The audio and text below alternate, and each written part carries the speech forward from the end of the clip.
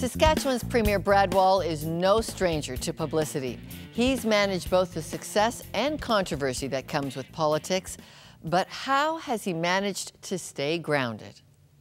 To whom much is given, much is expected. That's the Bible he's quoting. And we have much in this province.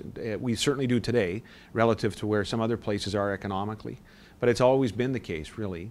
And so I think then that it should be incumbent on us to make sure that we're there for those who don't have as much. Well, and that's a Christian value he believes in. So, Mr. Premier, Saskatchewan is no longer a have-not province. And you're going to be soon ranking third in the country behind only Alberta and Newfoundland. What is causing Saskatchewan's prosperity? People in Saskatchewan understand that as a have province, there's opportunity here. We also understand that for all those years, the rest of Canada, through equalization, was pretty generous to our province. And now we're in a position to give back. You have told business leaders in Ontario that you think Saskatchewan is going to put back more than it ever took out. Do you tell me what makes you so sure of that? We're very grateful for the fact that Canada was there for our province when we were a have-not. And now, because of economic development and growth, we want to give more back than we ever received.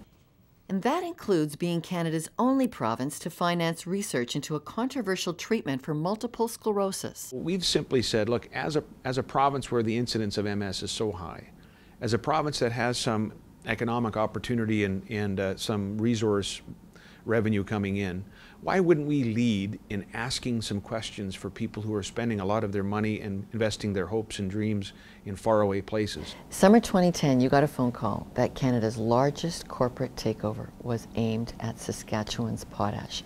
What kind of emotions did that strike in you? That's a great question. I think it's just after you've looked at the issue from every possible angle, and we did, and after you've done the due diligence that we could do, and we did, and after you've engaged the conference board to give you some numbers on the financial impact, and they did, all of that leads you to a conclusion that's, we thought, undeniable. And it's undeniable the Premier has a fierce protectionism. Saskatchewan is a special place of boundless potential. Our people are constantly striving for something greater, something better. The belief of a greater future is at the core of Saskatchewan's identity. As for the Premier's own personal context, well, that comes down to religion and politics. You were raised in a politically active home, but it was also a Christian home. But there came a time you decided this faith issue was a question you were going to grapple with. Why did you decide to become a Christian?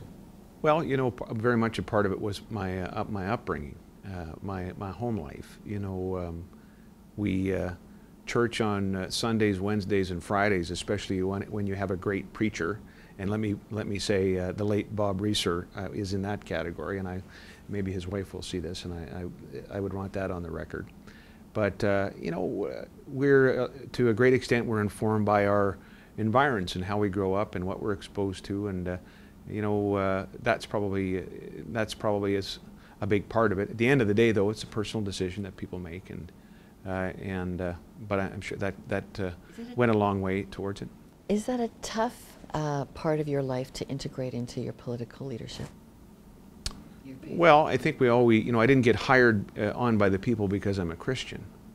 I got hired on because we made some promises and we set out a vision before the province, and so we better keep the promises and execute the vision, and we better do it in a country that respects the rule of law, where the courts have a role to play and should, where we have a Charter of Rights and Freedoms, and we should. And so, you know, I hope it would impact on all of us, whether people have a particular faith or not. There are certain things that are going to stand you in good stead in government, or in any other endeavor, any vocation or avocation, certain eternal truths that are going to help anybody that tries imperfectly to practice them. Is this your country? And as I've mentioned, the reason for that... You're in great demand as a speech maker. If you were asked to speak to the province's churches, do you have a challenge for them? I think that our churches understand that